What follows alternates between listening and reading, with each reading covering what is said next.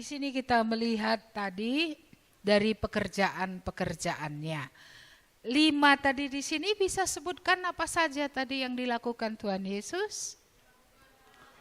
Yang pertama tadi membangkitkan orang mati, yaitu anak Yairus. Yang kedua tadi apa? Mengampuni dosa seorang perempuan yang berzina. Yang ketiga, meredakan angin ribut. Yang keempat, ya, mengusir setan dari orang gerasa dan membuat orang gerasa itu normal kembali. Yang terakhir, iya, memberkati 5 roti 2 ikan menjadi cukup untuk ribuan orang. Jadi kita melihat atas apa saja ya Yesus berkuasa. Atas apa? Atas dunia, kematian, atas apa lagi tadi? Atas dosa, atas apa lagi? Ya, atas semesta ini, ya. Danau pun menurut perintahnya ya, angin pun patuh kepada dia. Lagi, apa lagi? Apa lagi? Iya, dia berkuasa atas setan-setan dan yang terakhir, dia berkuasa memelihara manusia. Jadi apa yang kita tidak sukai tentang Yesus ya? Apakah yang pernah dilakukannya baik pada masa dia dalam tubuh manusia, apa yang pernah dilakukannya yang adalah tidak baik bagi manusia? Adakah? Tidak ada. Jadi kalau gitu mengapa orang tidak mau menyembah dia? Kalau gitu mengapa orang menolak dia? Semua yang dilakukannya adalah yang baik. Iya. Jadi mengapa? Karena hati manusia sudah digelapkan oleh iblis. Maka ini yang menjadi doa kita. Supaya jikalau ada di antara kalian hatinya gelap. Supaya diterangi oleh Tuhan. Sehingga kalian tidak akan bersama-sama dengan iblis di bumi ini. Dan bersama-sama dengan iblis di penghukuman yang kekal selama-lamanya. Iya, karena dengan pelbagai cara Tuhan Yesus menunjukkan kebaikannya, dia menunjukkan kuasanya, dia menunjukkan kasihnya yang besar, dia menunjukkan segala yang baik. Iya, benar dia datang untuk menjadikan segalanya baru. He comes, ya. To make everything new. Mulai dari kedatangannya semua baru. Dan kesempurnaan yang baru itu nanti pada waktu dia datang kedua kali. Ini mulai ada pembaharuan. Orang yang setanan bisa waras. Orang yang berdosa dihakimi oleh orang pejinah. Kita tidak tahu dengan berapa laki-laki dia sudah tidur. Berapa banyak uang yang dihasilkannya dari situ. Iya, tapi Jesus makes things new. Dia membuat semuanya baru. Wanita itu bisa memulai hidup yang baru. Tidak lagi terus di dalam perzinahan. Dulu seks mungkin segala-galanya. Mungkin karena kita tidak tahu apakah libidonya memang terlalu besar. Ataukah memang itu menjadi mata pencahariannya, kita tidak tahu. Iya, dunia pada masa itu seperti itulah. Perempuan itu hidup di tengah-tengah bangsanya, tapi dia hidup jual diri. Hari ini juga apa bedanya saya pikir. Hari ini coba lihat bagaimanakah hidup orang pada zaman ini. Ya, saya pernah mengatakan zaman ini melampaui zaman Nuh. Zaman ini melampaui zaman Sodom dan Gomora. Dan 2 zaman itu sudah ditelan. Zaman ini lebih buruk. Pada zaman Nuh, orang kawin mengawinkan. Yang dipikirkannya hanya seks. Hanya kawin. cerai, kawin cerai. Ya. Dan melakukan segala hal yang diinginkan oleh hatinya. Pada zaman Sodom sama saja. Lesbian, homoseks, segala dosa.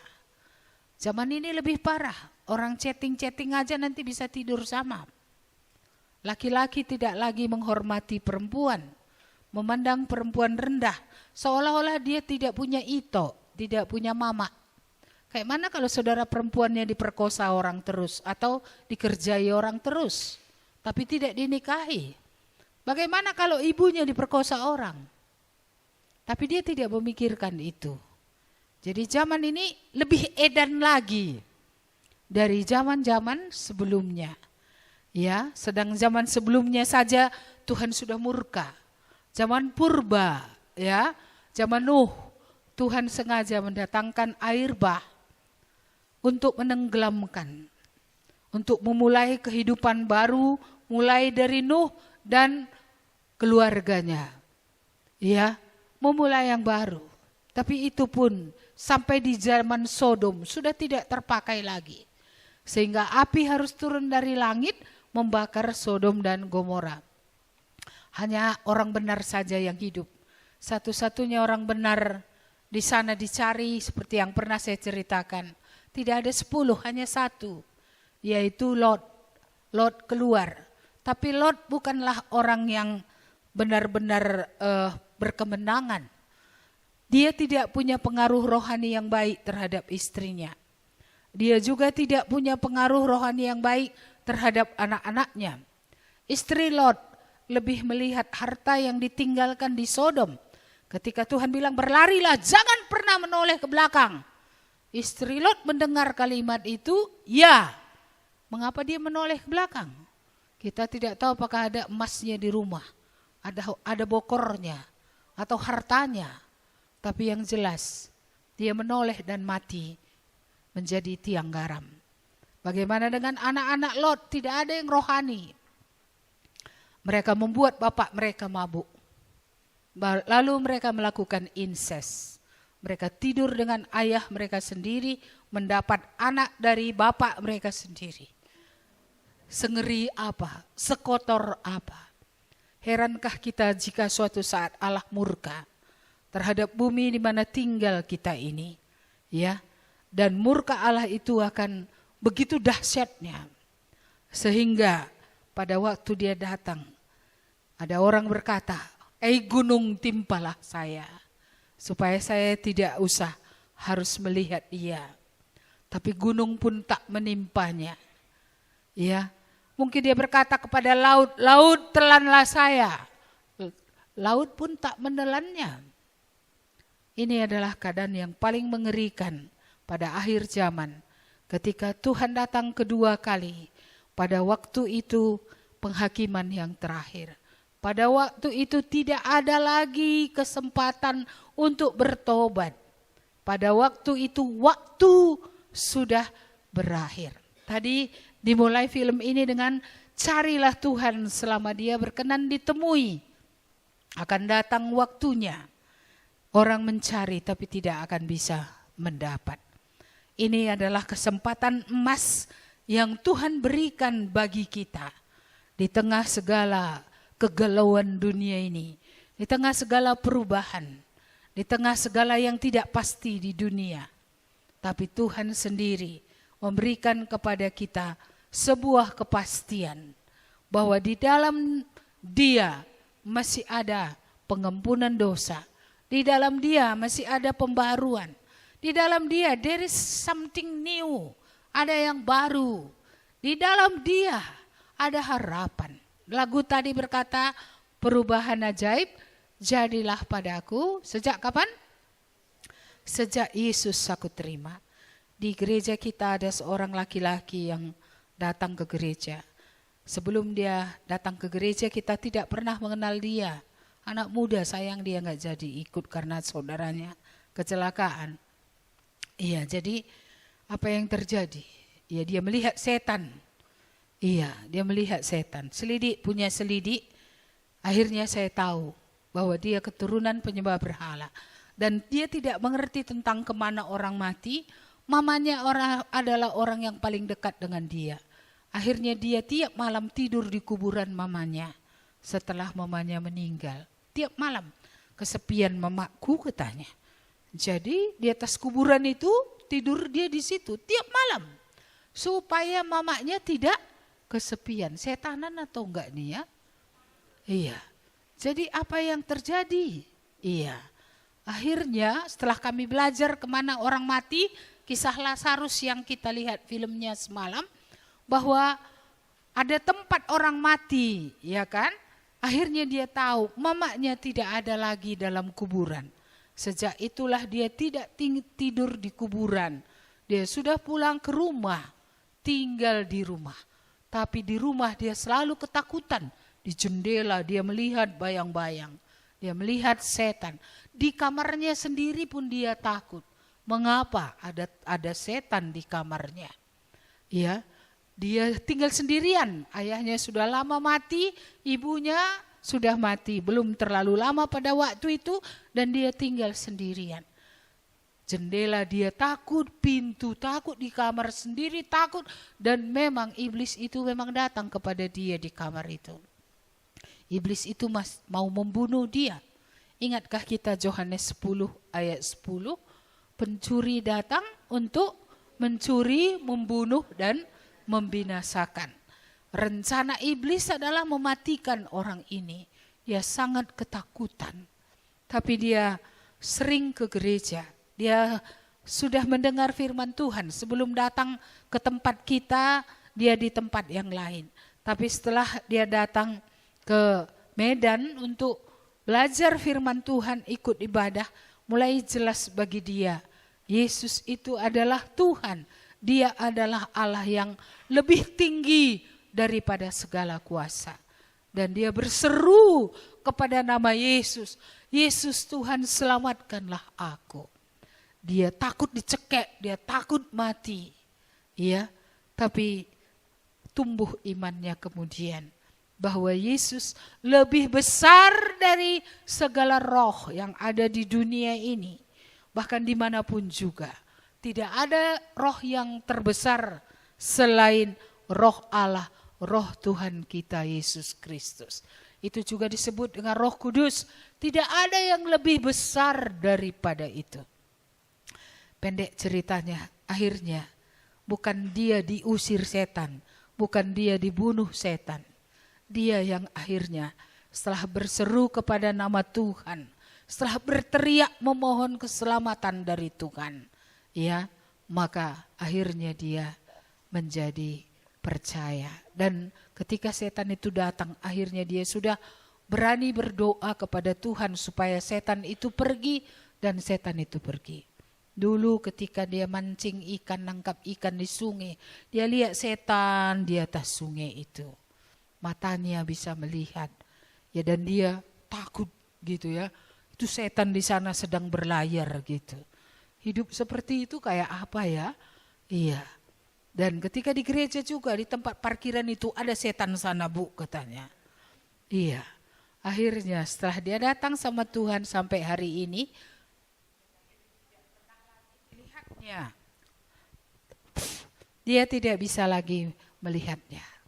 Ini yang menjadi doa saya. Siapa tahu di antara kalian keturunan penyembah berhala ini, mungkin di situ setannya lagi di jendela, iya kan? Mungkin sehingga kayak mana? Takut di kamar, takut ambil selimut, tutup kepala. Iya, seperti itu karena ketakutan. Saya berdoa supaya kalian bisa berseru kepada nama Tuhan, supaya kalau matanya selama ini bisa melihat itu akan berhenti, ya. Karena rata-rata keturunan penyembah berhala saya melihat, ya, bahkan ada orang tuanya sudah bertobat, anaknya masih kena, anaknya masih turun. Ada di gereja kita bapak ibu, suami istri yang sudah menerima Tuhan. Jadi setan ini nggak lagi bisa mempengaruhi ibu dan bapak ini. Tapi anak-anaknya ini kan belum bertobat. Satu-satu anaknya ini didekatinya. Yang sana lihat di bawah putih, di bawah pohon lah. Yang sana lihat setan seperti itu. Itu setan bolangnya itu. Makanya kalau ya kita keturunan penyembah berhala, ibaratnya ya keluarga kita itu dulu punya anjing. Ya, lalu nenek moyang kita itu meninggal, kakek nenek kita atau orang tua kita. Kemana anjingnya? Pasti ke kita. Ya, jadi roh yang ada di nenek moyang itu kemana perginya? Ya, pasti dia akan datang kepada anak-anaknya atau cucunya. Itulah pentingnya kita perlu datang kepada Tuhan Yesus. Kalau kita bertobat, bisa nggak kita dimasukinya? Tidak bisa. Mengapa? Karena roh Allah yang tinggal di dalam orang percaya lebih besar daripada roh yang ada di dalam dunia. Mari kita sebentar melihat kepada 1 Yohanes sebelum kita masuk ke kitab Yehezkiel yang mau saya bicarakan pada malam hari ini. 1 Yohanes pasal 4. 1 Yohanes itu di belakang ya, Nak. 1 Yohanes 4 ayat 4. 1 Yohanes. Bukan kitab Yohanes ya, tapi surat kiriman Rasul Yohanes, 1 Yohanes sebelum kitab Judas. 1 Yohanes 4 ayat 4. Iya. Sudah dapat? Kita baca bersama-sama ya. 1, 2, ya. Kamu berasal dari Allah, anak-anakku, dan kamu telah mengalahkan nabi-nabi palsu itu. Sebab roh yang ada di dalam kamu lebih besar daripada roh yang ada di dalam dunia. Jadi kalau orang belum bertobat, belum menerima Tuhan Yesus, belum memiliki roh Allah, maka ya iblis itu bisa mengganggu dia. Tapi kalau orang sudah bertobat, sudah menerima Tuhan Yesus, roh Allah itu lebih besar daripada segala roh. Jadi tidak mungkin roh setan masuk ke dalam orang percaya. Itu tidak bisa. Jadi kayak mana kalau ada orang Kristen dirasuk setan? Berarti dia hanya Kristen KTP. Dia hanya Kristen legalis. Mungkin dia menjadi Kristen karena bapaknya Kristen, mamanya Kristen. Nenek moyangnya Kristen, tapi dia tidak pernah menerima Tuhan Yesus sebagai Tuhan dan Juru Selamatnya secara pribadi. Belum pernah berarti dosanya diampuni. Sehingga dia bukan milik Allah. Kalau bukan milik Allah ya bisa diganggu. Tadi saya sudah jelaskan tentang struktur ya.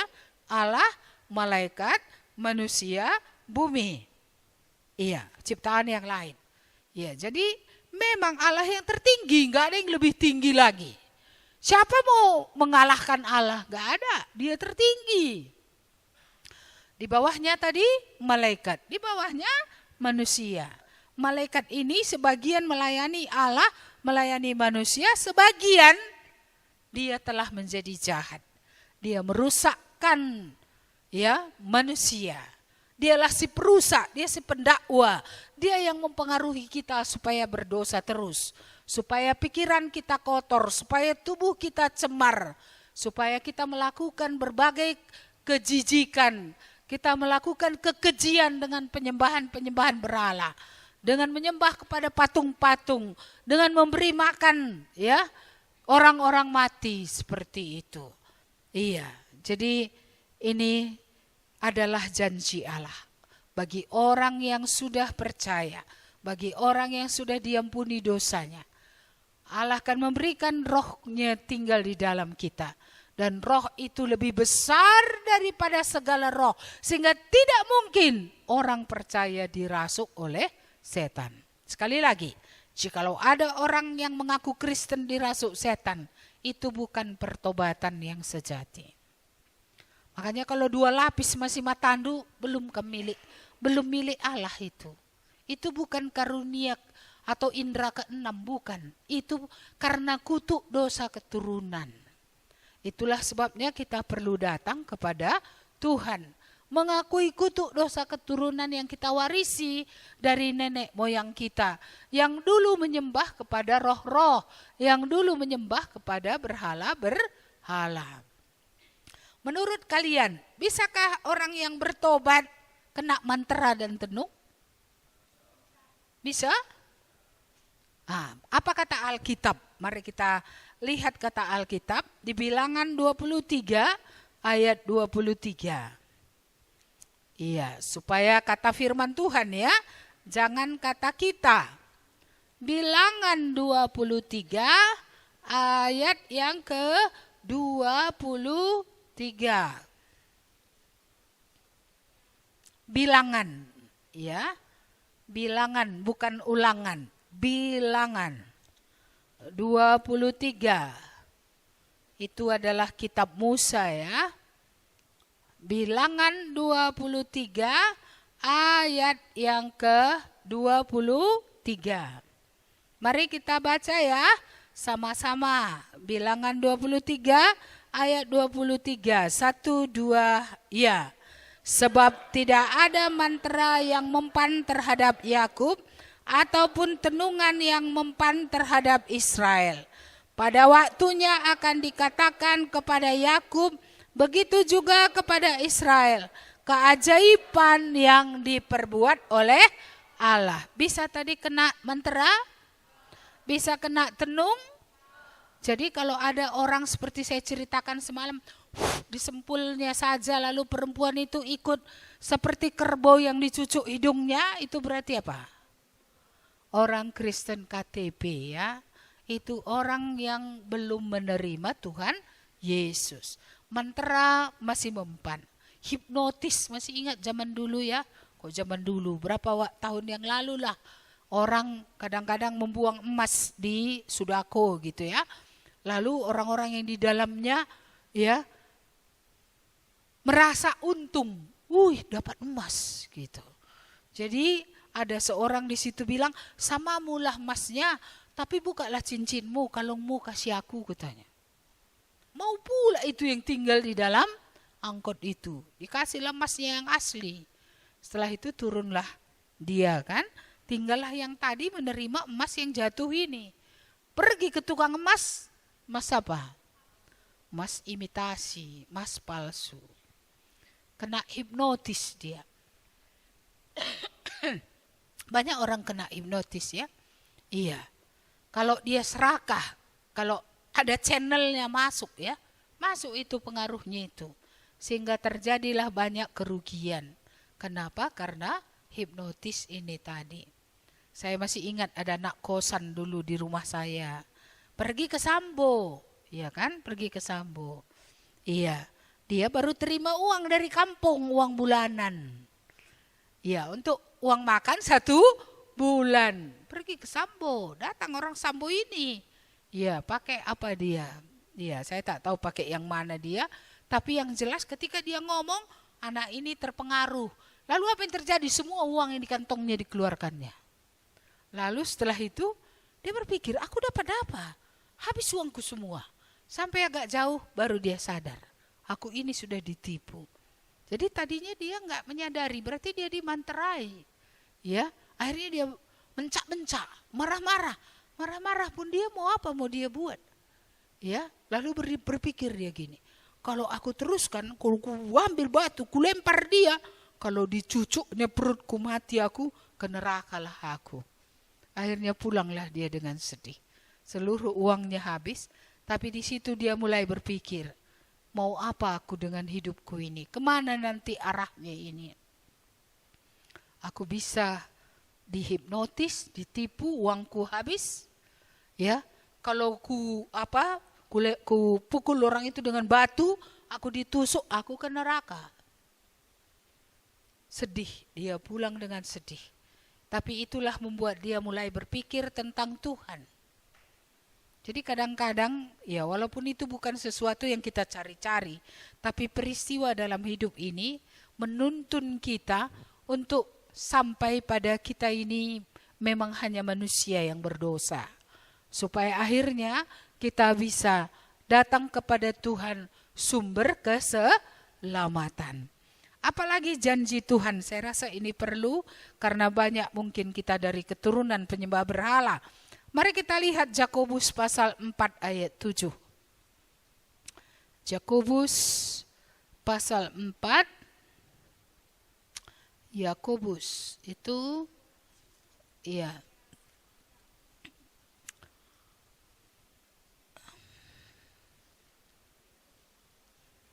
Yakobus sesudah Ibrani ya.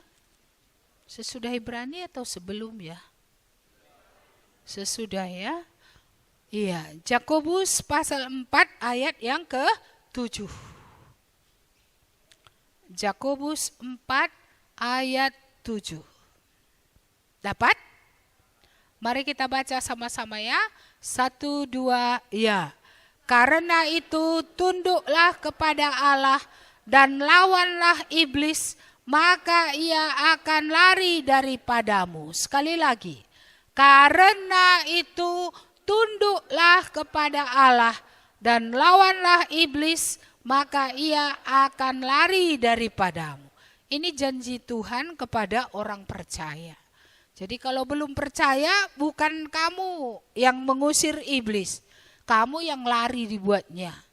Sama seperti anak-anak Skewa dalam Kisah Para Rasul itu, mereka mencoba memakai nama Yesus yang diberitakan oleh Paulus untuk mengusir setan.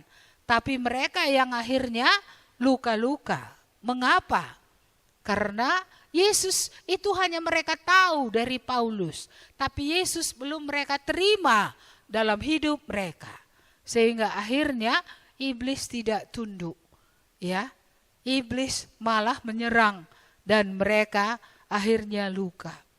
Jadi hanya orang yang sudah menerima Yesus yang bisa mengusir setan.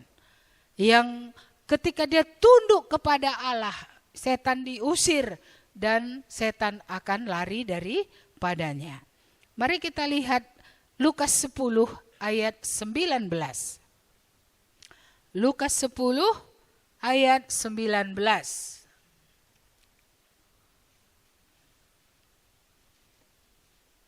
Lukas itu Injil, pasalnya yang ke-10,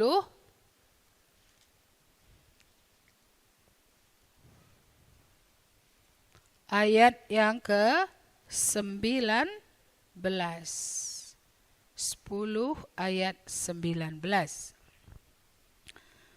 Baik, mari kita baca mulai dari ayat yang ke-17.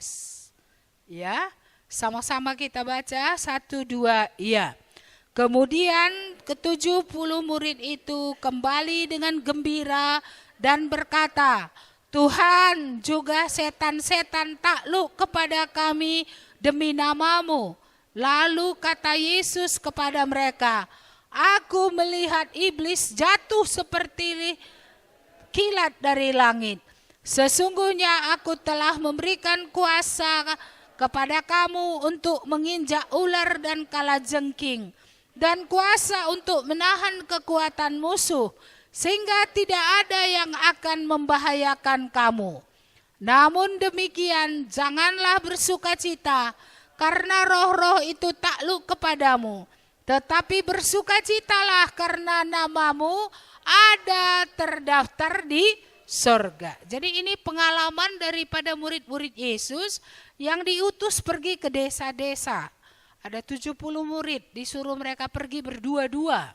Dan di sana mereka berhadapan dengan kegelapan. Tapi mereka mengusir setan dan setan itu pergi. Mereka melapor kepada Yesus dengan gembira.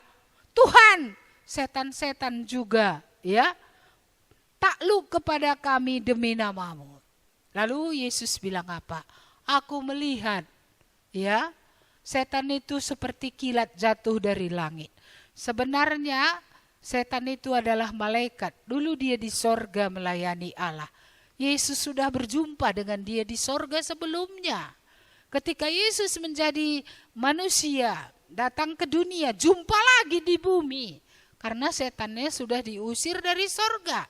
Itulah sebabnya ketika orang kerasukan itu bertemu dengan Yesus, dia berkata, hai anak Allah yang maha tinggi, Jadi dia kenal siapa Yesus itu.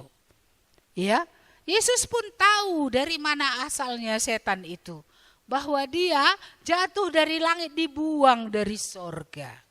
Iya. Jadi apa urusanmu dengan kami? Jangan kami buang sekarang ke jurang maut. Sebenarnya setan tahu masa depannya, yaitu jurang maut, ya. Itulah neraka itu, ya. Jangan usir kami ke sana. Biarkan kami pergi ke babi-babi itu. Sering saya merenungkan, mengapa ya Tuhan mengizinkan, ya, setan-setan itu, legion. Legion itu terjemahan lainnya adalah satu pasukan kalau itu tentara. Satu pasukan itu terdiri dari 10 kelompok. Satu kelompok terdiri dari 80 orang. Jadi legion itu satu pasukan, 10 kelompok berarti kira-kira 800. Bayangkanlah orang gila di Gadara itu tadi. Berapa banyak setannya. Jadi mengapa dibiarkan masuk ke babi-babi? Berapa jumlah babinya? 2.000. Kalau 1 juta harga babi 1 ekor, sudah 2 miliar. Iya, mengapa Tuhan izinkan? Supaya kita bisa melihat bahwa Tuhan satu, tetapi setan satu pasukan pun, ya, itu bisa diperintahkannya keluar dari manusia. Lagi pula harga manusia lebih mahal daripada 2.000 babi. Jadi jangan kamu nilai dirimu di bawah seharga 2.000 babi. 2.000 babi tadi berapa? Kalau 1 juta 1 ekor? 2 miliar ya. Iya, kamu lebih mahal dari 2 miliar loh. Iya, tapi kenapa kamu selalu merasa aku ini tak berharga? Apalah aku ini? Iya, kamu lebih berharga dari 2.000 babi. Walaupun orang tuamu mungkin lebih suka jual kamu daripada jual babi, ya. Ada orang tua kita yang lebih sayang sama kita daripada sama babi, daripada sama kita. Ada juga orang tua kayak gitu, anak dibuang. Anak tidak diperhatikan. Babi sayang dia. Karena babi dijual dapat uang, kamu dijual gak dapat apa-apa. Iya. Jadi walaupun ada orang tua nanti seperti itu ya nak, kamu harus ingat, sekalipun ayah ibuku melupakan aku, Tuhan menyambut aku, Tuhan menyayangi aku. Siapa tahu ada kita yang tidak dikasihi oleh orang tua. Saya dulu merasa tidak dikasihi. Walaupun mereka sayang, saya merasa tidak dikasihi. Mengapa? Karena saya seperti dibungkus oleh plastik. Disiram air berapa ton pun mana terasa orang terbungkus dengan plastik. Plastik dosa ini menutupi kita sehingga kita tidak pernah merasakan kasih sayang yang sebenarnya. Enggak pernah. Makanya kalau belum robek ini, kalian pun enggak merasakan Yesus itu mengasihi. Iya, kalian tidak merasakan apa itu kasih Yesus. Ya, tapi kalau sudah robek ini, barulah kalian mengerti siapa rupanya aku ini. Sehingga Yesus mau mati untuk aku. Mengapa dia harus memperdulikan kita? Salah satu lagu yang saya sangat senang di masa remaja. Aku tak layak untuk dapat ampunan. Aku tak layak untuk dapat tebusan. Aku tak layak menyebutkan namanya, namun dia mencintaiku, puji namanya. Aku tak layak untuk masuk ke sorga. Aku tak layak karena ku hamba dosa. Aku tak layak untuk kematiannya, namun dia mencintaiku, puji namanya. Saya tidak layak, karena saya juga keturunan penyembah berhala. Saya yang genap dari akibat penyembahan berhala itu, saya termasuk orang yang stres. Saya depresi, ya. Hidup ini terlalu berat. Karena itulah dulu saya merencanakan untuk bunuh diri. Saya juga pikiran yang kotor, pikiran yang negatif, pikiran yang sia-sia. Dan lebih parah dari itu, saya termasuk dalam seks juga tidak normal. Mengapa? Karena waktu kecil kami pelihara anjing. Anjing itu sering menjilat saya. Iya, jadi itu saya masih kecil sekali, masih di bawah usia sekolah. Tapi seperti itulah kegelapan itu membawa kepada seks yang kotor seperti itu. Waktu itu nggak ngerti apa-apa. Setelah mendengar kebenaran firman Tuhan baru ngerti, apalagi kemudian membaca kitab Imamat. Barang siapa yang bersetubuh dengan binatang harus dilempari dengan batu hingga mati. Jadi di sana dikatakan bukan orang yang berzina saja yang dilempari dengan batu hingga mati. Orang yang inses juga, yang dengan saudara-saudara sedarah melakukan hubungan daging itu juga harus mati. Dan juga orang-orang yang berhubungan dengan binatang. Firman Tuhan katakan semua itu harus mati. Betapa mengerikannya akibat daripada penyembahan berhala itu. Tapi syukurlah Yesus datang dari sorga, mati menggantikan kita. Sehingga hidup kita yang memalukan ini bisa dibersihkan dan diampuni oleh Tuhan. Hidup yang tak berharga, hidup yang tak berarti sama sekali. Akhirnya menjadi hidup yang berharga. Karena Tuhan berkata, aku mengasihimu. Jikalau Tuhan tidak mengatakan dia mengasihi kita, dan jika dia tidak menunjukkan bukti kasihnya, yaitu dengan membayar lunas hutang dosa kita, maka semua kita akan diseret oleh iblis. Kemana? Kepada kebinasaan selama-lamanya. Iya, jadi beruntung ya kalau akhirnya kalian bisa mendengar tentang nama Yesus. Beruntung kalau akhirnya tahu, ya, mengenal dia. Akhirnya bisa percaya kepadanya. Akhirnya dosa bisa diampuni. Hidup bisa diubahkan menjadi baru. Mari kita melihat bagian dari kitab Yehezkiel pasal 36 ayat 25 sampai 27. Itu yang saya ingin kita ulangi lagi pada malam hari ini. Yehezkiel 36 ayat yang ke-25 sampai ayat 27. Yehezkiel itu perjanjian lama sebelum kitab Daniel. Buka aja dan Daniel mundur. Ya. Yehezkiel 36 ayat yang ke-25. Yehezkiel ya nak, buka Daniel mundur, atau kalau dari depan itu Yeremia, ratapan Yehezkiel. Dapat? Dapat? Iya. Sudah dapat? Iya, ini amin jawabannya ya. Baik. Mari kita lihat ayat yang ke-25. Sama-sama, satu ayat demi satu ayat ya. 1, 2, ya. Aku akan mencurahkan kepadamu air jernih yang akan mentahirkan kamu dari segala kenajisanmu. Dan dari semua berhala-berhalamu, aku akan mentahirkan kamu. Iya, 25 dulu, satu-satu. Iya. Apa yang kita bisa mengerti dari ayat ini? Di sini ada kata aku. Aku itu siapa? Tuhan sendiri. Apa yang dilakukannya? Dia mentahirkan. Apa itu mentahirkan? Membersihkan. Dari mana dibersihkan? Dari segala, apa tadi katanya di sini? Iya, kenajisan. Lalu dari mana lagi? Dari semua berhala-berhalamu. Aku akan mentahirkan kamu. Jika ada anugerah Tuhan untuk kita, inilah yang dilakukan Tuhan dalam hidup kita. Maka saya bergumul, adakah di antara kita ini yang ditolak Tuhan?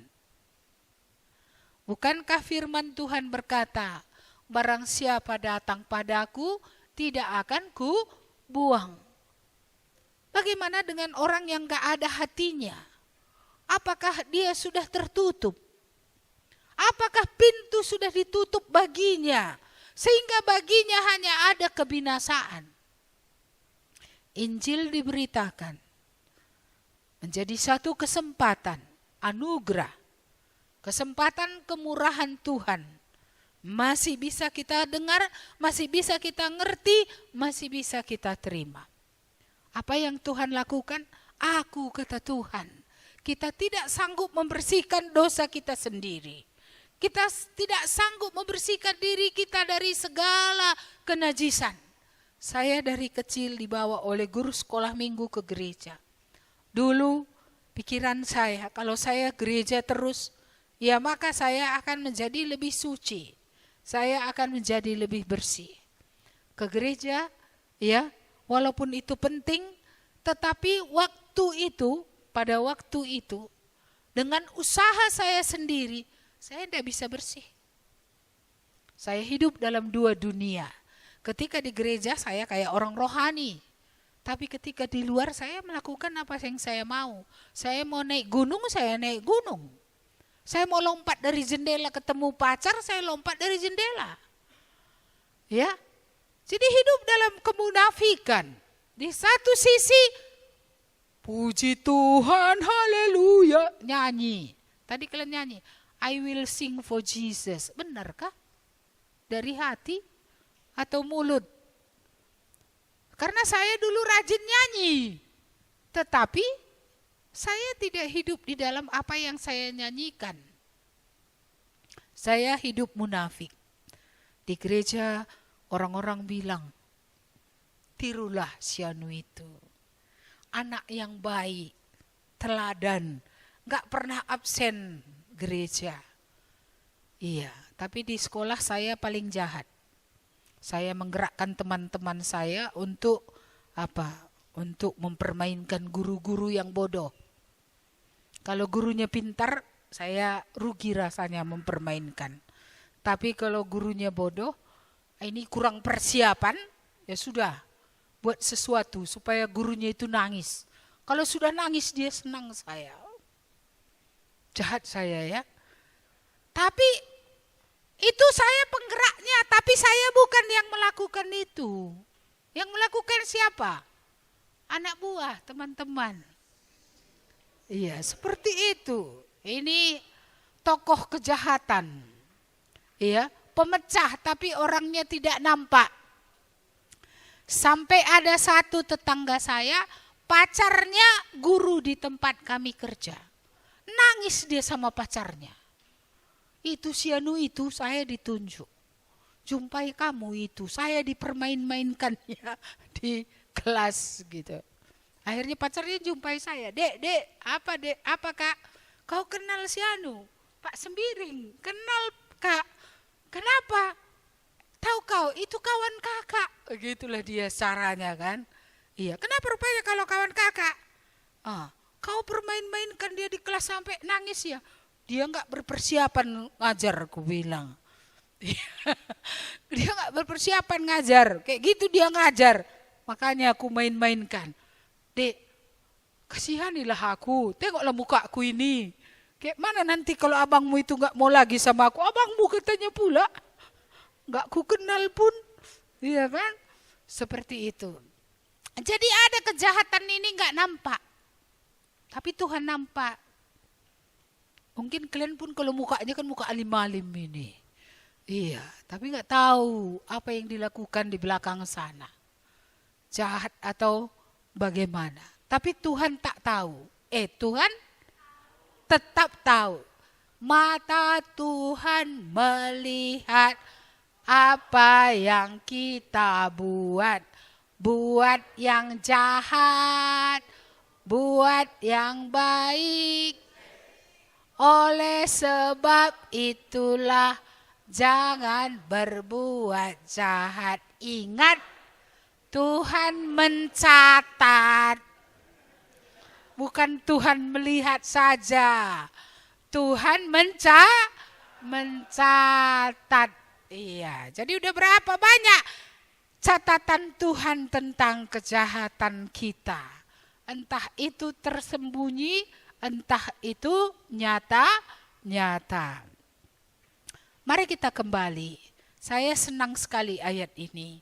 Karena ini tadi upaya, bukan upaya kita. Karena kita nggak sanggup tadi membersihkan diri menjadi tidak najis lagi, tidak kotor lagi. Tetapi Tuhan sanggup. Iya, dikatakan tadi aku akan memberikan air jernih. Air jernih ini bukan air baptisan ya, bukan. Bukan air sumur, bukan yang dipir-pirkan, bersih, bukan. Air ini adalah perkataan Tuhan, firman Tuhan. Dibaharui dengan firman, dibaharui dengan roh. Supaya kita akhirnya bisa dibersihkan. Iya, ini yang Tuhan lakukan. Jadi kalau ada anugerah Tuhan bagimu, kamu akan dibersihkan. Kalau ada setan situ, kamu akan dilepaskan. Ya, kalau ada kenajisan, keterikatan dalam hidupmu, Tuhan akan mentahirkan kamu. Dari mana kita tahu kita bertobat? Ini salah satu tanda orang bertobat. Dia dibersihkan Tuhan dari kotoran, dari kenajisan. Maka entah penyembahan berhala yang dilakukan, disucikan Tuhan, entah itu kutuk dosa keturunan karena nenek moyangmu, maka matamu 2 lapis. Kalau kamu sudah diampuni, matamu akan pulih kembali, enggak akan 2 lapis lagi. Ya, tidak akan lagi kamu akan melihat dunia roh, karena itu bukan bagian dari orang yang normal. Iya, jadi kita kembali. Bagaimana Tuhan akan membersihkan. Kalau baju bersih tahu ya. Iya, ini udah berapa hari pula di camp ya. Kalau bajunya sudah kotor semua ya kan, baunya kayak mana? Oh, enggak dipakai ya. Enggak dipakai bajunya. Jadi baju hari pertama itu juga hari kedua, ketiga gitu ya. Nyengat dong. Iya. Saya hanya bawa 3 baju tidur dan malam saya kedinginan. Saya harus pakai selimut yang tebal. Tanpa saya sadari malam itu berkeringat, baju itu menjadi basah. Iya. Jadi kalau basah keringat itu kan aromanya berbeda. Dosa pun ada aroma tersendiri. Iya. Walaupun ada orang bilang, aku bersih katanya kan. Aromanya tercium kemana-mana. Kadang ada orang berusaha menutupi mata orang lain dengan jaring. Seolah-olah orang gak tahu. Tidak ada yang tersembunyi di bawah matahari. Apa yang kita sembunyikan satu saat akan nampak semua. Iya, makanya saya senang ayat ini. Tuhan bilang, aku bersihkan. Jadi kalau sudah Tuhan bersihkan, kan gak di situ lagi. Kalau pikiran kotor itu dibersihkan, gak di situ lagi. Kalau kecemaran itu dibersihkan, gak menjamah diri lagi dengan tangan atau dengan alat-alat yang lain. Kalau sudah dibersihkan dari segala kenajisan, itu berarti dia benar-benar sudah bersih, tahir. Iya, jadi itulah yang Kristus lakukan. Darahnya yang mengalir di kayu salib itu sanggup membersihkan seluruh dosa. Cuman apakah dosa yang tidak diakui bisa dibersihkan? Jikalau ada orang dia tidak pernah perlu rasanya untuk mendapat pengampunan, mungkinkah dia diampuni? Dia tidak pernah mengaku dosa, dia tidak pernah sadar akan dosanya. Untuk orang seperti ini dosa itu tetap. Tapi untuk orang yang sadar akan dosanya dan dia datang kepada Tuhan dengan hati yang remuk, redam, dengan hati yang hancur. Tuhan, aku tidak layak dikasihi. Aku tidak layak masuk surga. Ingat bagaimana seorang pemungut cukai itu memukul dadanya dan berkata, aku orang berdosa.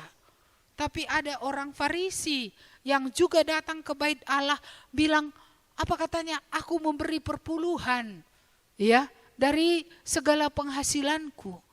Aku tidak seperti pemungut cukai itu. Aku tidak berdosa. Yang mana pulang dengan sukacita. Iya, orang berdosa inilah yang pulang dengan sukacita.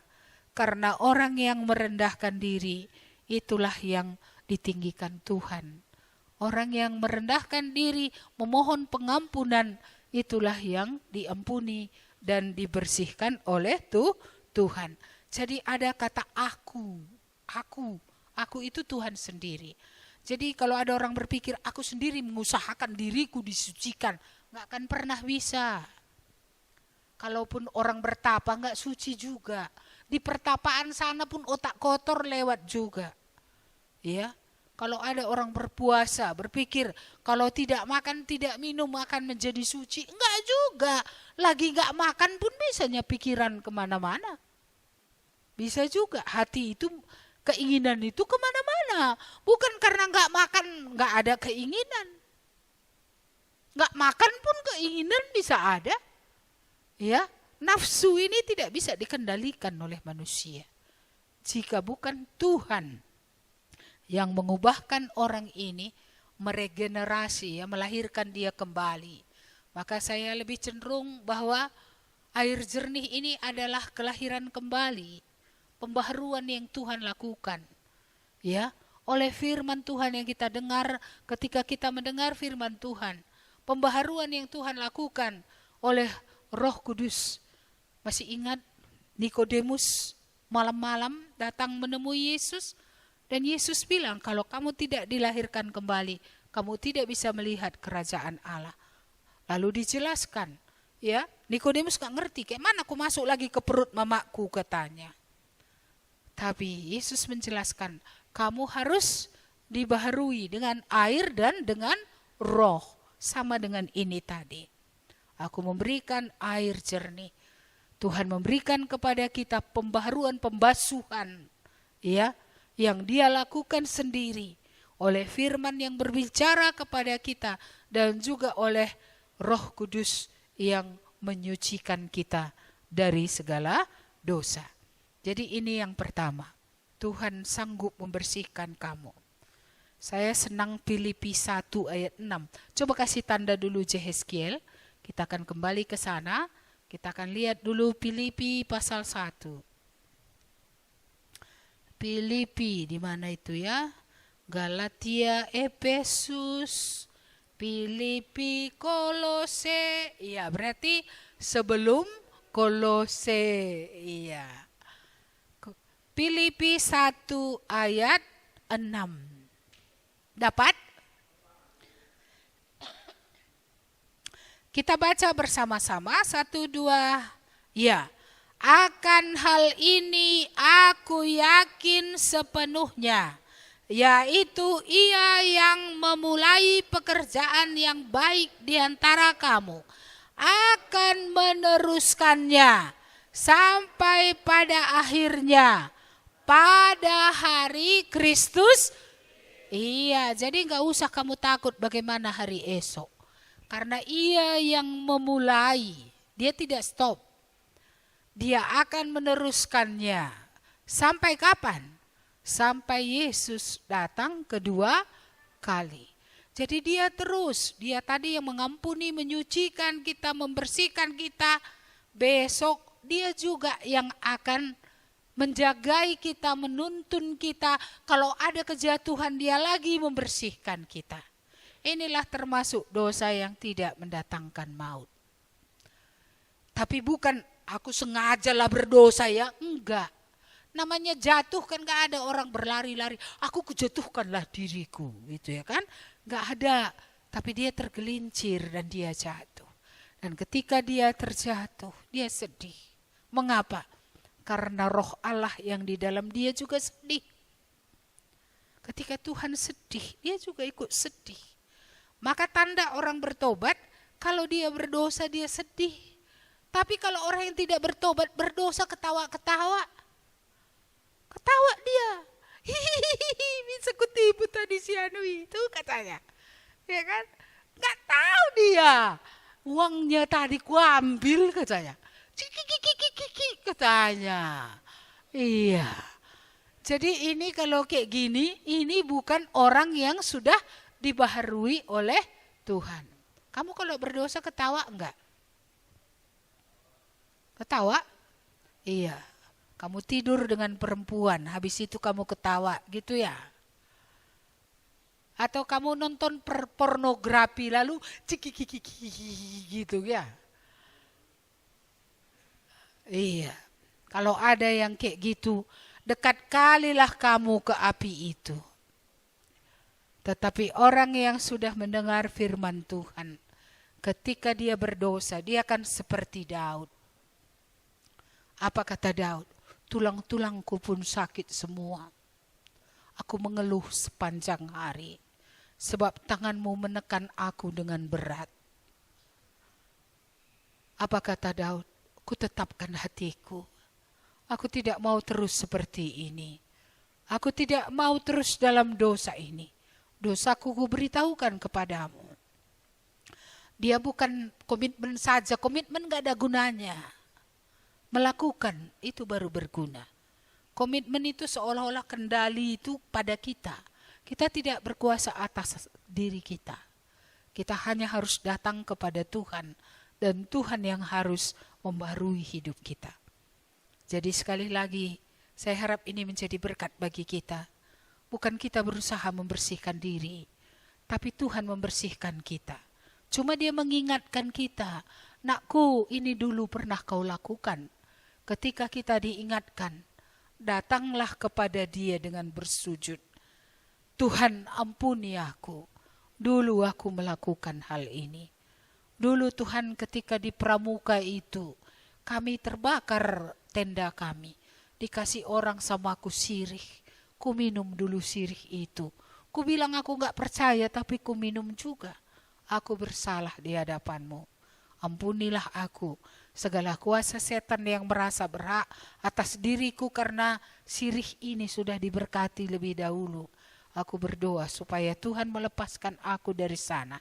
Dan pengaruh sirih ini dalam hidupku juga. Supaya Tuhan membersihkannya. Kalau Tuhan mengingatkan, bagian kita adalah mengakui dan meninggalkan. Tapi yang melakukan pembersihan bukan kita. Tuhan yang membersihkan. Dan Dia bukan seperti menipek saja kalau itu sebuah tulisan. Dia sampai ke akar-akar kuasa dosa itu pun dicabutnya dari kita.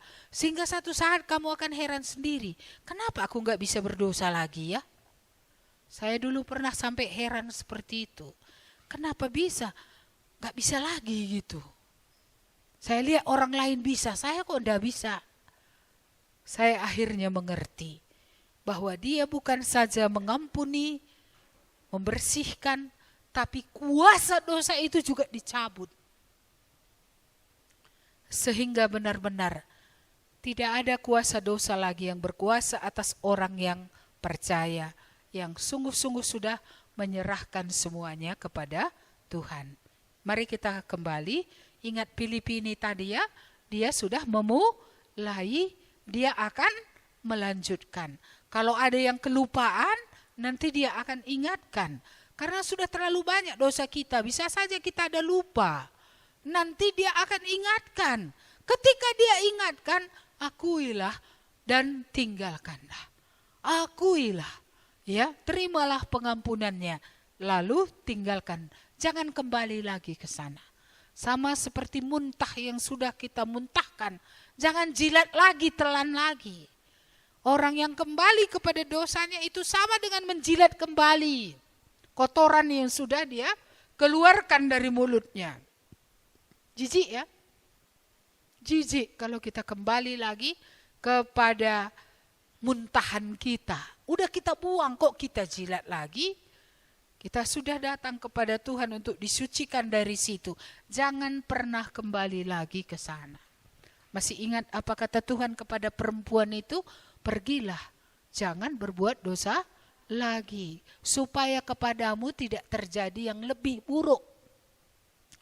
Jadi kalau ada orang percaya, sudah diampuni, kembali ke dosa yang sama, terus ke dosa yang sama, keadaannya pasti jauh lebih buruk. Tuhan mau kita stop. Dan Roh Tuhan menolong kita. Kita tidak sanggup stop sendiri. Maka kita bilang, Tuhan, aku gak bisa stop nafsu yang besar ini. Tuhan, hentikanlah. Tolonglah aku. Selamatkanlah aku. Kalau aku begini terus, habislah aku. Ya, saya percaya kuasa Tuhan real, nyata. Ya, kuasa dosa itu akan berhenti. Dan kamu bisa berhenti dari dosa itu. Yesus datang mengenyahkan pekerjaan iblis. Yesus datang menstop pekerjaan iblis yang terus membawa kita kepada dosa. Iblis itu kerjanya memang disuruhnya kita terus berdosa. Disuruhnya kita terus berdosa. Tapi Yesus datang menstop pekerjaan iblis itu. Sehingga kita tidak terus hidup di dalam dosa. Jadi bagaimana jikalau ada orang yang sudah bertobat tapi jatuh dalam dosa yang sama terus? Ini luar biasa. Ya, pergumulan yang sangat hebat. Itu berarti mulutnya yang berkata, aku mau lepas. Sebenarnya dari dalam kedalaman hatinya, sebenarnya belum ada. Jijik dia dengan dosa itu. Mari kita kembali ke Yehezkiel tadi. Yehezkiel pasal 36 tadi. Pada ayat yang ke-31 dikatakan, dan kamu akan teringat-ingat kepada kelakuanmu yang jahat dan perbuatan-perbuatanmu yang tidak baik. Dan kamu akan merasa mual melihat dirimu sendiri karena kesalahan-kesalahanmu dan perbuatan-perbuatan yang keji. Kalau benarlah kita sudah menerima anugerah pengampunan dosa, kalau teringat masa lalu, kita tidak bangga dengan dosa itu. Kita mual, kok bisa ya aku gitu bodohnya dulu? Kok bisa aku memberi diriku seperti itu? Mual kita, jijik kita. Saya tidak tahu apakah kalian pernah membenci diri sendiri. Saya pernah benci diri sendiri. Mengapa saya sampai seperti itu? Ya, kotornya, bodohnya gitu ya. Iya, tapi akhirnya saya mengerti kegelapan ini, bagaimanapun dia merusak serusak-rusaknya, tidak mungkin dia hanya rusakkan sebagian. Dia mau saya rusak total. Dan waktu itu yang paling sulit bagi saya adalah mengampuni diri sendiri. Tuhan mengampuni saya, tapi saya sulit mengampuni diri saya. Tapi saya berpikir, kalau Tuhan sanggup mengampuni saya, mengapa saya tidak sanggup mengampuni diri saya? Dan saya minta tolong kepada Tuhan. Tuhan, karena Engkau telah mengampuni saya, buatlah saya bisa mengampuni diri sendiri dalam kebodohan yang saya lakukan di masa anak-anak saya. Mari kita lihat poin yang kedua dari Yehezkiel ini tadi, ayat yang ke-26. Ya, 25 sudah tadi ya. Tuhan akan mentahirkan dari segala kenajisan, dari semua berhala. Jadi semua, jangan ada berhala-berhala yang ditinggalkan. Jangan ada dosa-dosa yang ditinggalkan. Ayat 26 sama-sama 1, 2. Ya, kamu akan kuberikan hati yang baru dan roh yang baru di dalam batinmu. Dan aku akan menjauhkan dari tubuhmu hati yang keras dan kuberikan kepadamu hati yang taat. Tuhan bilang apa? Siapa yang mengangkat hati yang keras itu? Kita? Bukan. Siapa yang mengangkatnya? Tuhan sendiri. Aku, kata Tuhan, yang mengangkat hati yang keras. Siapa tahu ada kita di sini keras. Sangat keras hatinya. Kenapa keras? Ya, karena sudah ditebali oleh iblis itu. Jadi keras. Ya, ketika orang tua kita mati, kan bisa saja yang kita salahkan siapa? Tuhan. Yang buat orang tua kita mati, apa penyebabnya rupanya? Ya, Penyembahan berhala membawa banyak orang kepada kematian. Tapi ketika orang mati Buddha, yang disalahkan siapa? Tuhan. Iya, yang disalahkan Tuhan. Yuh, mengapa dia mati gitu ya kan? Iya, padahal karena penyembahan berhala itu, iblis berusaha membunuh dia dengan segala cara.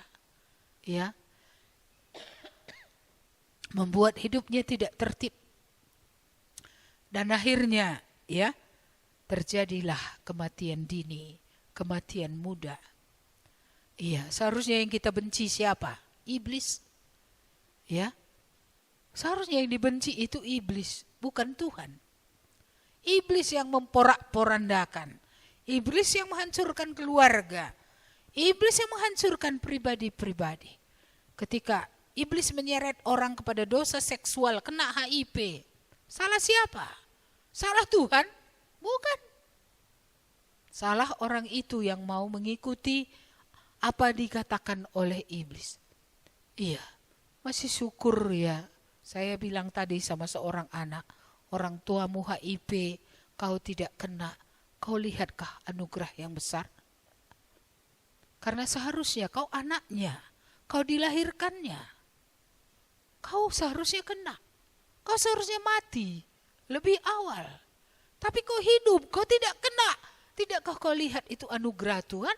Mengapa marah sama Tuhan? Seharusnya kita marah sama iblis. Kalau memang harus benci, seharusnya kita bukan benci Tuhan, kita benci iblis yang merusakkan manusia, yang menghancurkan manusia sehancur-hancurnya. Adalah anugerah Tuhan kalau kita keturunan ya orang yang sakit seperti itu, kita masih hidup sampai hari ini. Saya merasa itu adalah keajaiban juga dari Tuhan. Karena umumnya keturunan yang kena HIV itu kan kena anak-anaknya juga. Ini puji Tuhan lah, mungkin anak ini gak pernah minum susu ASI. Ya, sehingga tidak pernah minum dari puting ibunya. Kalau minum dari puting ibunya mungkin ada sedikit luka berdarah, dia pasti tertular. Tapi ini dia tidak kena. Bukankah itu anugerah besar? Kesempatan yang Tuhan berikan. Supaya kamu bisa mengalami anugerah. Di tengah segala kehancuran yang dikerjakan oleh iblis dalam hidup keluarga orang tuamu. Seharusnya kamu bisa lihat, oh Tuhan, betapa Engkau baik. Kau memberikan aku kesempatan hidup. Seharusnya di usia muda aku sudah mati seperti orang lain. Tapi Engkau memberi aku hidup. Supaya bisa sampai kepada pertobatan. Supaya bisa sampai kepada hidup memuliakan Tuhan. Kadang kita salah kaprah. Yang disalahkan Tuhan, yang buat masalah iblis loh. Tapi yang kita marahi selalu siapa? Mengapa Tuhan ini? Loh, emang Tuhan yang buat? Bukan Tuhan yang buat. Ya, iblis yang buat. Itu yang sudah didengarkan oleh nenek moyang kita. Itu yang didengarkan orang tua kita. Mengapa? Ya, istilahnya kucing yang curi ikan, yang dipukuli kambing. Gak cocok. Iya kan? Kalau kucing curi ikan, dialah pukuli. Iya, kalau iblis menghancurkan manusia, seharusnya kesanalah kebencianmu. Ini enggak, kamu cinta iblis. Kalau iblis bilang sesuatu, kamu langsung dengar, langsung lakukan. Kalau Tuhan bilang sesuatu, kamu ngambek-ngambek. Kamu menolak, kamu berbantah-bantah. Seharusnya jika Tuhan yang mengatakan sesuatu, karena Dia mengatakan sesuatu itu untuk kebaikan kita, kita langsung dengar dan kita mau melakukan apa yang Tuhan katakan. Jadi ini saya senang dengan ayat 26 ini, karena Tuhan berkata, aku nyenakku yang memberi hati yang baru.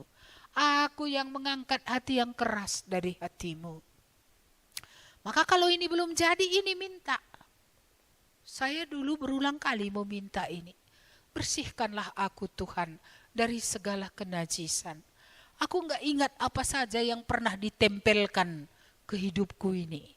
Aku gak ingat apa saja yang pernah ku minum, ku makan. Ingatkan aku Supaya sejauh yang Tuhan telah beritahu, tidak ada satu pun yang akan kutahan. Tidak ada apapun yang dari kegelapan yang masih aku mau dalam hidupku ini. Aku mau seluruhnya yang berasal dari gelap itu dibersihkan dari hidupku. Berikan aku hati yang lembut Tuhan, hati yang taat. Angkat dari diriku ini hati yang keras. Angkat hati yang keras. Hati yang keras itu adalah gini Tuhan bilang, lawan. Gini Tuhan bilang, lawan. Kuduslah kau, mana mungkin orang kudus. Kita kan masih di bumi. Lawan. Ya, itu hati keras. Ya bertobatlah. Ngapain bertobat? Yang untung pendeta. Masa sih yang untung pendeta kalau kamu bertobat? Demi nyawamunya kamu bertobat. Kalau kamu bertobat, untungnya di kamu. Karena dosamu diampuni, namamu tersurat di sorga. Kamu dibaharui, kamu memiliki harapan baru. Kamu tidak lagi putus asa. Kan kamu yang untung. Kamu yang untung. Jadi jangan berpikir kalau retreat ini kita bertobat untungnya pada pendeta. Enggak. Untung itu pada orang tua. Enggak juga. Untung terbesar itu adalah padamu. Karena dosamu diampuni. Dan namamu tertulis dalam buku Tuhan di sorga. Iya. Kalau di buku iblis pula nama kita, ya bahayalah itu. Kalau waktunya mati tiba, iblis bilang, ini namanya Tuhan di bukuku. Jadi Tuhan gak bisa ambil dia bawa ke sorga. Namanya di bukuku. Iya, jadi gimana? Terpaksa diseret kemana? Iya, ke kebinasaan. Jadi jangan sempat nama kita di buku iblis ya. Maunya nama kita tertulis di buku Tuhan. Aku memberikan hati yang lembut, hati yang taat. Ku angkat dari tubuhmu hati yang keras. Ada dulu orang Nias ngomong gini jadi bahan ketawaan juga. Tuhan, angkatlah hati kera. Berikan hati lembu katanya. Iya, karena huruf terakhir itu hilang. Jadi aku waktu dia berdoa aku yang bingung. Karena aku gak ngerti pula rupanya ada orang ini yang celat gitu. Terakhir apa tadi maksudnya itu pikirku. Carilah di Alkitab. Rupanya angkatlah hati yang keras. Berikanlah hati yang lembut. Pernah gak kalian berdoa begitu? Iya. Angkatlah hati yang keras. Berikanlah hati yang lembut. Hati yang taat terhadap firman Tuhan. Ayat yang ke-27. Sama-sama kita baca ya. 1, 2, ya. Rohku akan kuberikan diam di dalam batinmu. Dan aku akan membuat kamu hidup menurut segala ketetapanku. Dan tetap berpegang pada peraturan-peraturanku dan melakukannya. Rohku. Roh apa? Roh Kudus. Ya, roh Tuhan. Itu akan ditaruh di dalam diri orang yang diampuni tadi. Ya, di dalam diri orang yang percaya tadi. Dan roh ini bukan saja sebagai materai jaminan orang ini milik Allah selama-lamanya. Roh ini akan menyertai orang percaya itu mulai dari hari dia percaya sampai nanti dia pulang.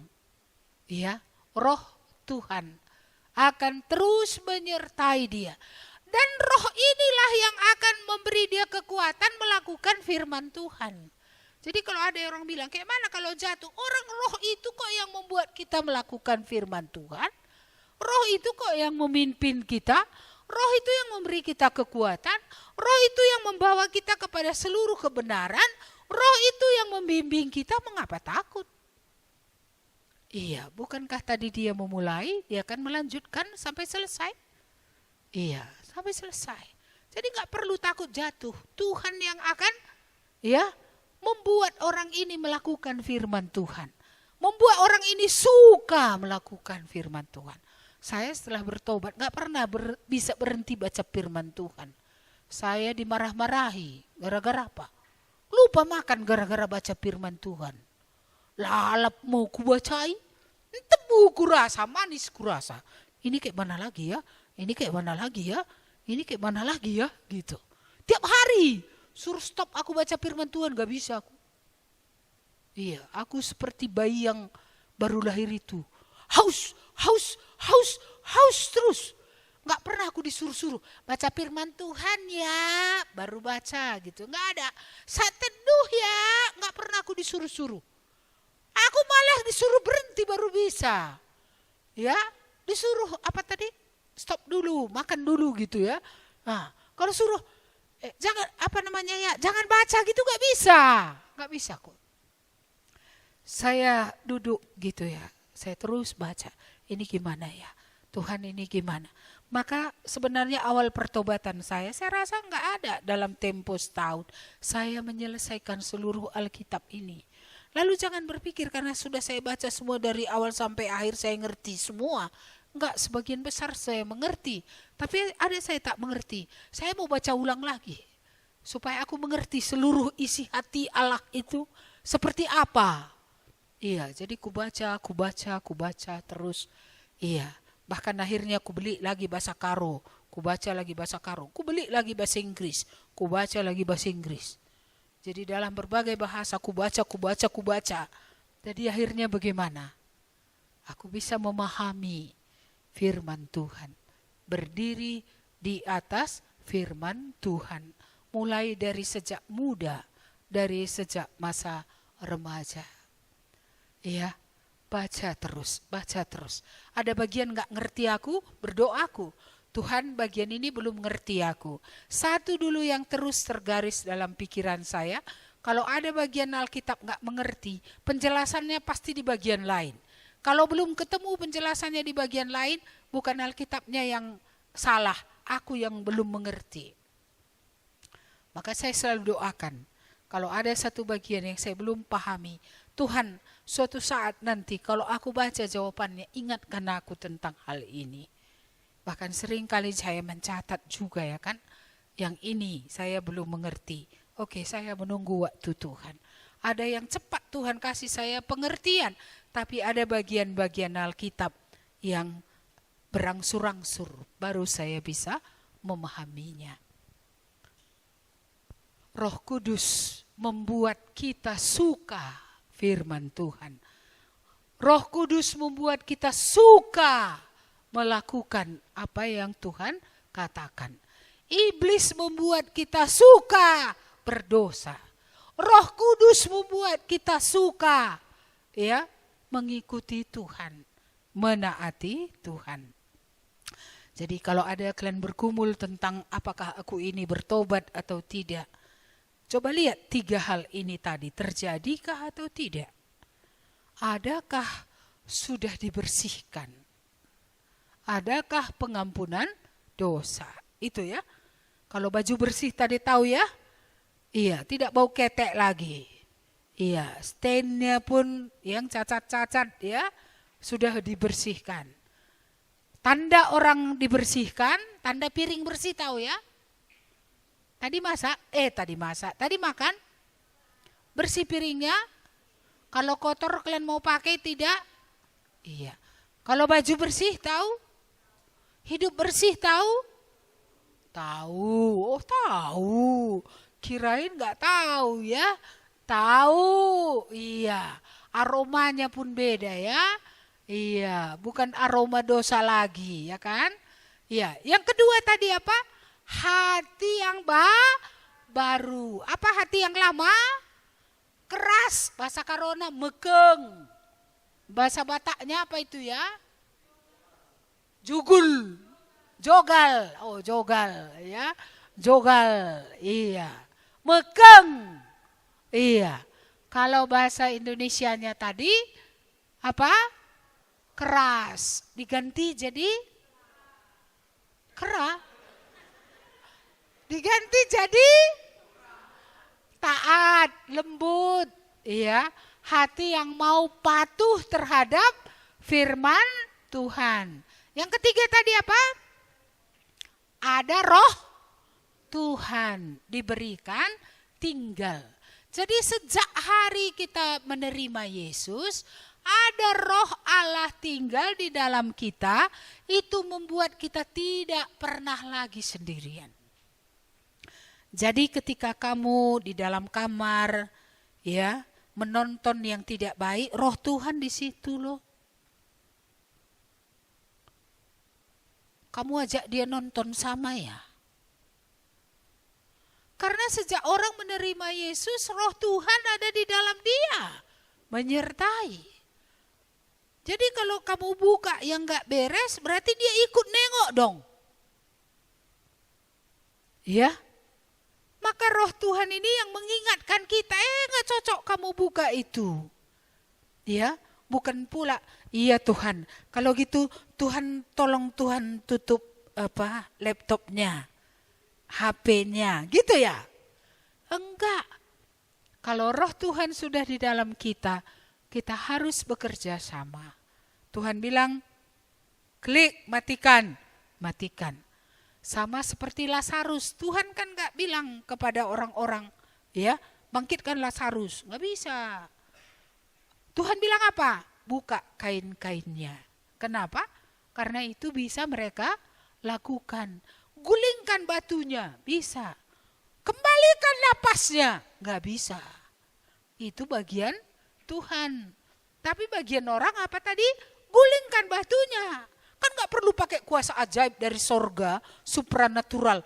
Batu terguling lah, nggak perlu. Itu bisa dilakukan oleh manusia. Buka bajunya. Oh, begini, bajunya lepas. Ya enggak. Ya kan, lilit mayatnya itu ya kan, baju kapan ya, yang meliliti mayatnya. Itu manusia bisa buka. Matikan HP bukan Tuhan.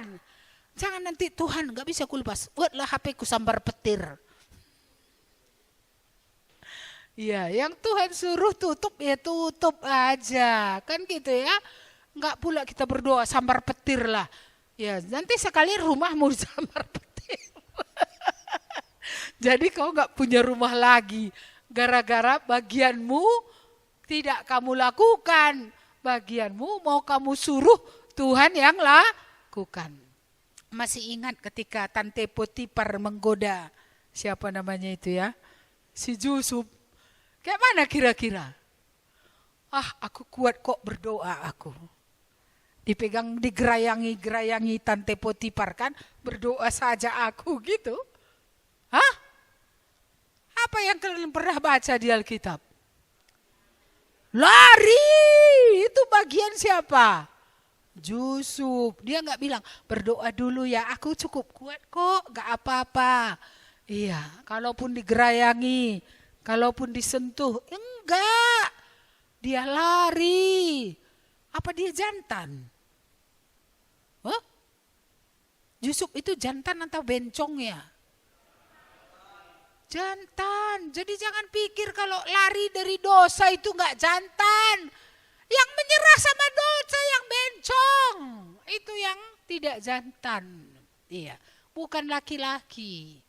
Jadi kalau laki-laki yang betul itu kayak mana? Iya kan? Dia seperti Yusuf. Iya kan? Aku tidak mau dipeluk. Bajunya sampai ditarik orang itu robek. Dia melarikan diri. Dia adalah seorang laki-laki sejati. Mengapa? Karena dia takut akan Tuhan. Dia menjaga kekudusan. Dia tidak mau dengan tante girang. Walaupun tante girang ini banyak kasih keuntungan. Coba dia mau tidur sampai sama tante girang, nanti dikasih uang banyak. Dia nggak usah kerja keras, suruh dimanja-manjain. Iya, tapi dia nggak mau semua itu. Apa dia bilang? Masakan aku akan berdosa kepada Allah. Jadi apa yang ada dalam hati Yusuf? Aku nggak mau berdosa kepada Allah. Iya, dia sudah diampuni, masa dia balik lagi ke dosa? Masakan aku berdosa kepada Allah? Kamu istri daripada bos saya. Masa saya mau? Tuhan gak berkenan. Maka dia berdiri tegak. itulah tandanya. Ya, seorang laki-laki. Itu tandanya orang percaya. Dia lebih baik pergi, ya, meninggalkan dosa itu. Ya, saya rasa tidak ada orang bilang, Jusuf bencong, Jusuf lemah. Jangan-jangan nggak sempurna dia maka ditinggalkannya Tante Girang. Nggak ada orang bilang gitu. Nggak ada. Iya, Yusuf adalah orang yang berpendirian. Dia tahu firman Tuhan, dia hidup dalam firman Tuhan. Iya. Jadi apa kata firman Tuhan? Rohku kuberikan diam dalam kamu supaya kamu seperti Yusuf. Bagaimana? Kamu akan melakukan firman Tuhan, kamu akan punya takut akan Tuhan. Sehingga walaupun mama nggak di rumah, nggak terus main game. Walaupun orang tua nggak di rumah, nggak terus nonton yang nggak beres. Ya, walaupun tidak ada orang di kamarmu, bukan kamu melakukan kecemaran. Walaupun nggak ada orang di kamarmu, ya, tidak ada orang lain yang tahu. Kamu tidak bawa perempuan ke situ loh, lalu tiduri dia. Iya, mata Tuhan tahu segalanya. Kemunafikan itu Tuhan sangat tidak berkenan. Tuhan mau kita hidup, ya, dibersihkan tadi dari dosa-dosa. Pembersihan itu mulai pada hari kita menerima Yesus.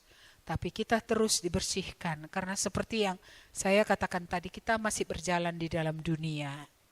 Di sana hari ini ada pencobaan. Di sana hari ini ada godaan. Dari sana ada teman mengajak begini, mengajak begitu. Ya, kita harus terus-menerus bergantung kepada Tuhan, bergantung kepada firman Tuhan, beroleh kekuatan dari Roh Kudus untuk mengatakan tidak. Dan kalau kita gagal, kita akan sedih. Biasanya orang yang berdosa kembali akan menangis. Walaupun laki-laki, dia akan sedih. Iya, Tuhan ampuni aku menyakitimu. Aku tidak mau terus seperti ini. Tolonglah aku. Berikanlah aku menjadi pemenang. Di dalam Kristus kita tidak lagi si gagal, tidak pecundang, tidak loser. Ya, di dalam Kristus kita lebih dari pemenang. Itu yang dikatakan dalam Roma pasal 8. Di luar Kristus gagal terus, memang gatot, gagal total. Iya, tapi dalam Kristus menang, maka kita juga bisa ditolong untuk menang. Jelas ini? Jelas ya. Jadi masih ada yang takut setan sini? Kamu yang ngejar setan atau setan ngejar kamu? Hah? Iya, kamu dikejar lalu kamu balik arah dalam nama Yesus. Go away gitu ya. Pergilah dari sini. Enyahlah kau dari hidupku gitu ya. Iya. Saya ketika pertama kali ngusir setan gemetar loh. Karena gak pernah. Iya kan? Saya gak pernah. Jadi waktu itu saya berada di rumah teman. Teman saya ini punya anak kecil. Teman perempuan. Punya anak kecil. Sebentar ya, saya akan ambil anak saya. Katanya, ya aku bilang. Pergilah di sebelah. Sementara saya biasa memang kalau pergi ke rumah orang berdoa. Tuhan, jagailah saya di tempat ini. Amin. Tiba-tiba saya dengar suara tapak-tapak. Loh, cepat kali kawanku tadi pergi ngambil anaknya. Berusan ya, gitu kan. Tapi saya gak lihat orang. Tapak-tapaknya terdengar suaranya, orangnya gak nampak gitu. Terakhir jangan-jangan setanan rumah orang ini pikirku. Iya. Aku tunggulah kawanku itu datang. Terus ku tanya lah dia, ada yang penjaga rumahmu ini? Ku dengar suara tapak-tapak. Atau kau tadi udah balik kemari? Ku bilang. Enggak ada, aku balik. Baru datang aku, katanya. Iya memang ada penjaga rumah ini. Kenapa? Kami taruh situ apa? Gundur. Tahu gundur? Labu putih. Itu rupanya dikasih dukun.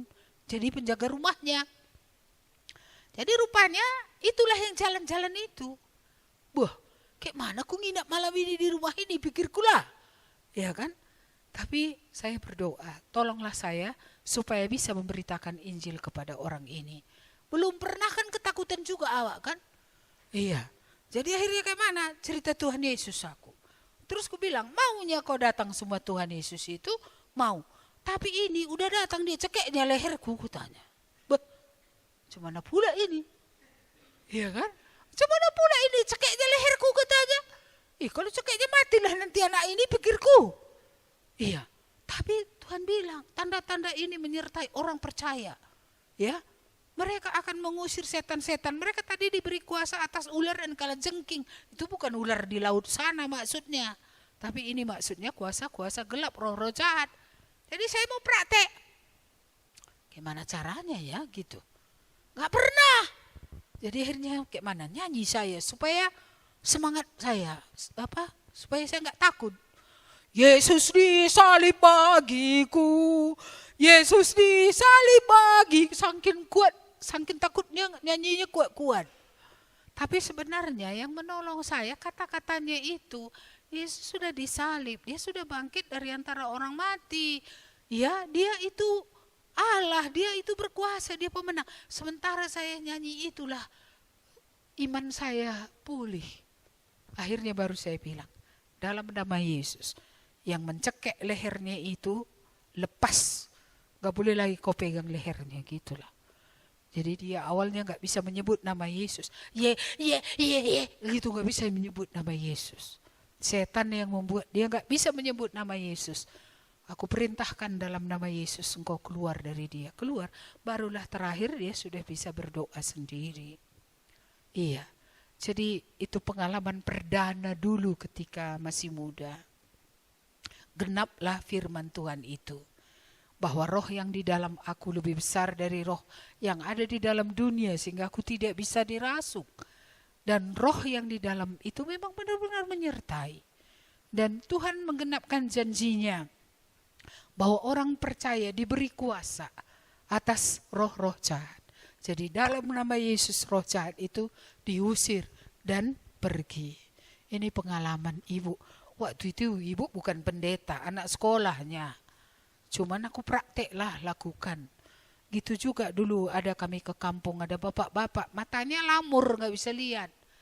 Waktu kita dengar cerita firman Tuhan, dia terbuka gitu. Terbuka. Aku maulah percaya sama Tuhan Yesus itu. Tapi mataku kan gak bisa baca. Kalau nanti kalian pergi, mataku tak bisa baca, kan gak bisa juga aku ada kekuatan rohani karena aku gak bisa membaca. Dulu belum ada rekaman Bible ya, Alkitab direkam gitu bisa didengar. Waktu itu belum ada. Jadi itu pun pertama kali juga saya berdoa untuk orang matanya yang gak terang. Saya berdoa setengah harga. Maksudnya imannya gak penuh. Tetapi tetap memohon gitu. Tuhan, Bapak ini pengen baca. Karena dia ada, ya dia percaya kepadamu. Dia mau baca supaya imannya bertumbuh. Tuhan Yesus buatlah matanya bisa melihat. Besok pagi dia melihat, aku yang bingung. Kok dia bisa baca? Saya panggillah kemenakannya. Itu Bapak selama ini bisa baca tidak? Gak bisa Bu. Jadi sejak kapan dia baca? Gak pernah. Selalu ada surat anaknya, aku yang baca. Baru ini dia baca. Oh iyanya? Iya. Pagi-pagi itu pulang dari sana, Tuhan negur saya di jalan. Mengapa kamu tidak percaya? Mengapa kamu tidak percaya? Bukankah kalau kamu percaya, kamu bisa melihat ya kemuliaan Allah, perbuatan-perbuatan Allah. Mengapa kamu tidak percaya? Saya malu hati. Di jalan itu sambil jalan, dulu gak ada kendaraan sampai ke kampung itu ya. Saya berdoa, Tuhan ampuni saya atas kekurang percayaan saya. Kurang pun rupanya iman saya, masih Engkau jawab juga doa itu. Rupanya Engkau mau mengajari saya bahwa ya, Engkau adalah Allah. Ya, jadi ibu punya pengalaman-pengalaman pertama untuk semua hal ya. Ya, untuk mengusir setan, untuk mendoakan orang sakit seperti itu. Mari kembali ke sini tadi. Ini yang terpenting oleh-oleh kembali dari retreat ini. Tuhan bilang, aku yang membersihkan kamu. Maukah kamu dibersihkan? Aku yang memberi hati yang baru, mengangkat hati yang keras. Aku yang menaruh rohku, diam di dalam kamu, sehingga oleh roh itulah nanti kamu melakukan firman Tuhan. Jadi bukan kita dibiarkan sendiri melakukan firman Tuhan. Roh Allah menolong kita untuk menyukai dan untuk melakukan firman Tuhan dalam hidup kita. Iya, inilah yang terjadi pada orang bertobat. 3 ini terjadi. Jadi kalau kamu sudah menerima Yesus, 3 ini terjadi. Terjadi pembersihan. Pembersihan sudah dimulai. Mungkin tak belum selesai. Karena ada yang kamu lupa. Tapi nanti kamu ke kampung akan diingatkan. Itu akui dan selesaikan. Ya, itu akan terus dilakukan oleh Tuhan. Sampai nanti Tuhan bilang, saya dulu Tuhan ngomong, sudah bersih nakku katanya. Itu yang Tuhan taruh dalam hati saya. Sudah bersih, karena saya terus bergumul. Masih adakah yang tinggal Tuhan? Masih adakah yang tinggal? Tiap hari ada Tuhan tunjukkan, saya akui. Besoknya lagi ada Tuhan tunjukkan, saya akui. Saya rasa 1 bulan itu kerja saya pembersihan semua. Tuhan tunjukkan, saya akui, saya tinggalkan. Tuhan tunjukkan, saya akui, saya tinggalkan. Iya, seperti itu. Jadi nanti pulang mungkin masih ada yang belum selesai. Tapi tidak apa-apa. Sekali kita milik Tuhan, selamanya kita milik Tuhan. Ingat ya, hati yang keras sudah diangkat. Hati yang mau taat sudah ditaruh. Sudah ditaruh. Lalu yang terakhir tadi, Roh Kudus. Ini adalah pribadi Allah sendiri. Tinggal di dalam kita, menyertai kita. Akan menuntun, akan membimbing, akan menghibur ketika sedih. Ketika tidak mengerti akan diberi pengertian. Ya, dia akan membawa kita kepada seluruh kebenaran. Dia juga akan memberikan kita daya tahan. Ada banyak yang akan kita hadapi. Roh Kudus akan memberikan kita daya tahan untuk menghadapi kesulitan demi kesulitan. Untuk menghadapi permasalahan. Untuk menghadapi penderitaan. Kita tidak akan panik. Ya, saya banyak berdoa supaya tidak panik ya. Tuhan berikan damai sejahtera-Mu supaya tidak panik. Karena sebagai orang tua, saya mendengar berita mengagetkan bisa panik. Jadi, tiap kali mendengar berita mengagetkan, Tuhan berikan aku tenang supaya aku tidak panik. Supaya aku boleh mengambil keputusan yang tepat. Tiap-tiap kali harus bertindak. Tiap-tiap kali harus membuat keputusan. Baik, saya rasa sudah cukup. Ada lagi kah yang mau bertanya?